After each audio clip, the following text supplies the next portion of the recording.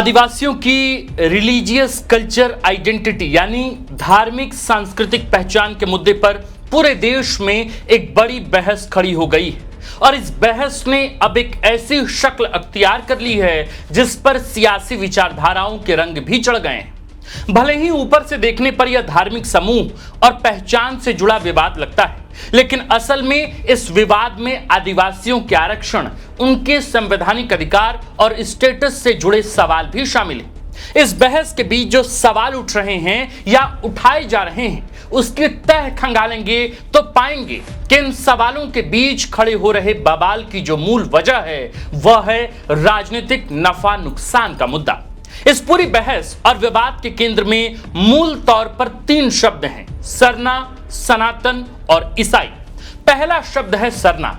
झारखंड, उड़ीसा, बंगाल और छत्तीसगढ़ के आदिवासी संगठनों की बहुत पुरानी मांग रही है कि सरना को संवैधानिक तौर पर अलग धर्म के रूप में मान्यता मिले और जनगणना में उनकी गिनती सरना धर्मानुयायी के रूप में की जाए। सरना धर्म कोड की इस मांग पर विगत 3-4 दशकों से एक लंबी बहस चली आ रही है, एक लंबा आंदोलन चला आ रहा है। इस आंदोलन के समर्थन में झारखंड की सत्तारूढ़ पार्टी झारखंड मुक्ति मोर्चा और कांग्रेस भी खुलकर मैदान में है। सरना धर्म कोड की इस मांग और बहस के समानांतर पिछले कुछ अरसे से राष्ट्रीय स्वयंसेवक संघ यानी आरएसएस और भाजपा की विचारधारा से जुड़े कुछ संगठनों ने एक नया नारा खड़ा किया है। नारा यह कि सरना और सनातन एक हैं। इस नारे के पीछे का नैरेटिव यह है कि आदिवासी और हिंदू अलग नहीं बल्कि एक हैं।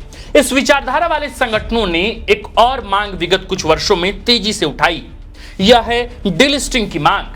डिलिस्टिंग का मतलब है कि वैसे आदिवासियों को आरक्षण का लाभ लेने वालों की लिस्ट से छांटा जाए, अलग किया जाए जिन्होंने ईसाई धर्म अपना लिया।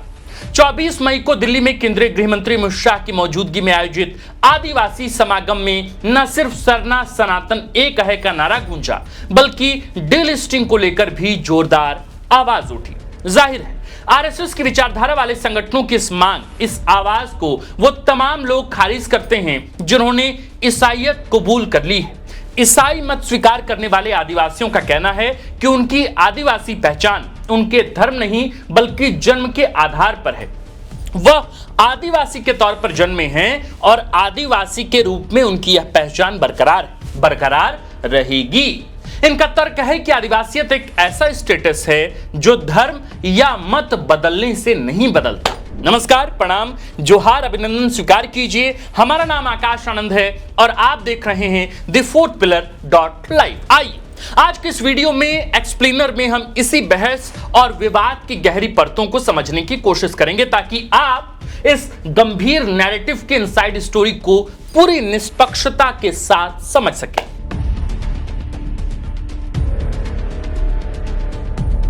इस बहस की पहली धारा उन आदिवासी संगठनों, बुद्धिजीवियों और सामाजिक कार्यकर्ताओं की है जो मानते हैं कि आदिवासियत यानी कि सरना एक पूरी तरह से स्वतंत्र धार्मिक सांस्कृतिक पहचान है। इस विचार के अगुवा लोगों का स्पष्ट कहना है कि आदिवासियों की संस्कृति, उनकी रीति रिवाज और धार्मिक मान्यता सबसे अलग है, अलहदा है। उनका कहना है कि सरना धर्म में किसी मूर्ति, मंदिर या स्थापित ग्रंथ की व्यवस्था नहीं होती।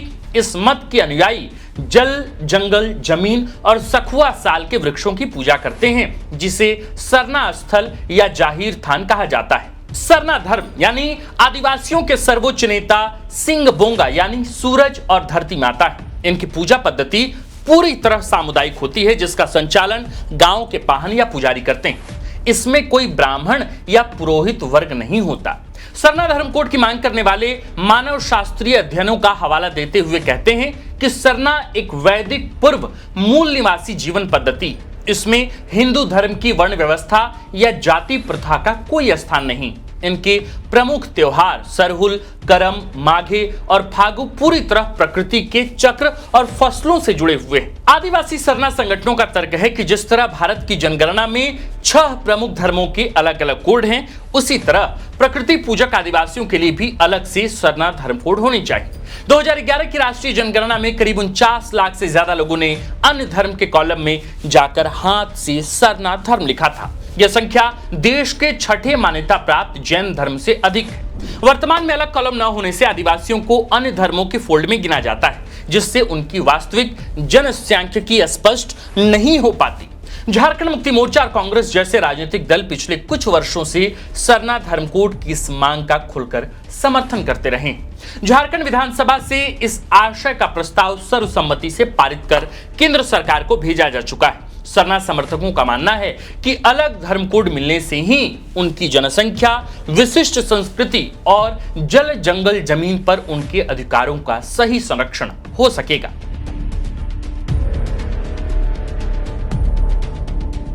इस बहस विवाद की दूसरी धारा राष्ट्रीय स्वयंसेवक संघ यानी कि आरएसएस, वनवासी कल्याण आश्रम और भारतीय जनता पार्टी की विचारधारा के करीब माने जाने वाले कुछ जनजातीय संगठनों की है। ये संगठन सरना सनातन एक है का नारा देते हैं। इस विचारधारा के समर्थकों का तर्क है कि आदिवासी परंपराएं भारतीय सनातन संस्कृति का ही एक अटूट हिस्सा है। हिंदू परंपरा में भी अनादिकाल से पंच तत्वों की महत्ता रही और वहां भी प्रकृति, पेड़ों जैसे पीपल, बरगद, तुलसी, नदियों और पर्वतों के प्रति गहरी आस्था मौजूद है। आरएसएस की विचारधारा वाले इन संगठनों ने डिलिस्टिंग की मांग को अब जोर से हवा दे दी है। डिलिस्टिंग का मतलब यह कि वैसे आदिवासी जो ईसाई या इस्लाम धर्म अपना चुके हैं, उन्हें अनुसूचित जनजाति यानी कि एसटी की सूची से बाहर किया जाए। इन संगठनों का कहना है कि धर्मांतरण के बाद मूल आदिवासी धार्मिक सांस्कृतिक पहचान, पाहन व्यवस्था और रूढ़िवादी परंपराएं पूरी तरह बदल जाती। ऐसे में इन्हें आरक्षण का लाभ नहीं मिलना चाहिए। इनका तर्क यह भी है कि ईसाई आदिवासी अपनी बेहतर शिक्षा और संसाधनों का लाभ उठाकर एसटी यानी कि एसटी कोटे की अधिकांश सरकारी नौकरियों और संवैधानिक लाभों पर कब्जा कर लेते हैं, जिससे मूल सरना आदिवासी वंचित रह जाते हैं। इसलिए धर्म बदलने वाले आरक्षण और संवैधानिक लाभों की तुरंत समीक्षा होनी चाहिए।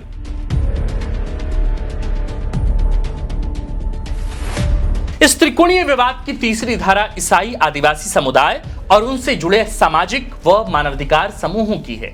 इस पक्ष के लोगों के अपने अपने कानूनी व सामाजिक तर्क भी हैं।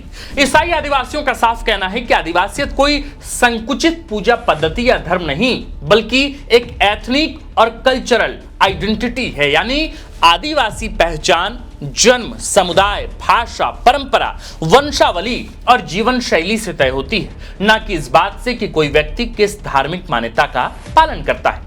उनका तर्क है कि ईसाई बनने के बाद भी कोई व्यक्ति अपनी जनजातीय जड़ों, अपनी नस्ल, अपनी सामाजिक संरचना और अपनी सांस्कृतिक विरासत से अलग नहीं हो जाता। वे आज भी अपने सामाजिक आयोजनों में पारंपरिक प्रतीकों का उतना ही सम्मान करते हैं।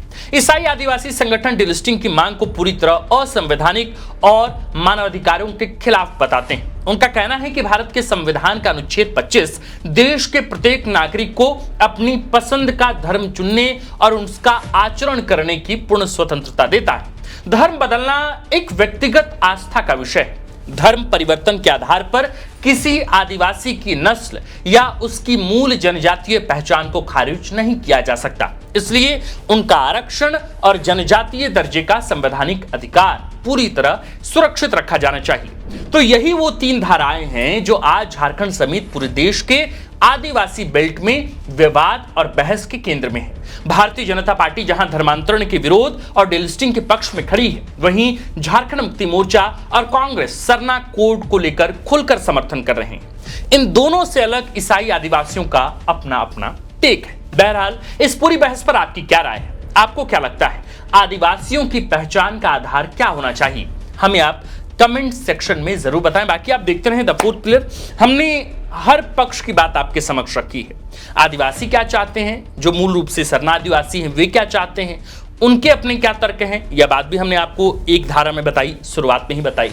दूसरा कि जो कन्वर्टेड आदिवासी हैं, यानी कि जो आदिवासी थे वे क्रिश्चियन हो गए, लेकिन अब उनका क्या तर्क है, वो तर्क भी हमने आज की इस रिपोर्ट में शामिल किया है। तीसरा, आरएसएस का क्या तर्क है, बीजेपी का क्या तर्क है, वनवासी कल्याण आश्रम का क्या तर्क है, उनके तर्कों को भी हमने इस रिपोर्ट में शामिल किया है।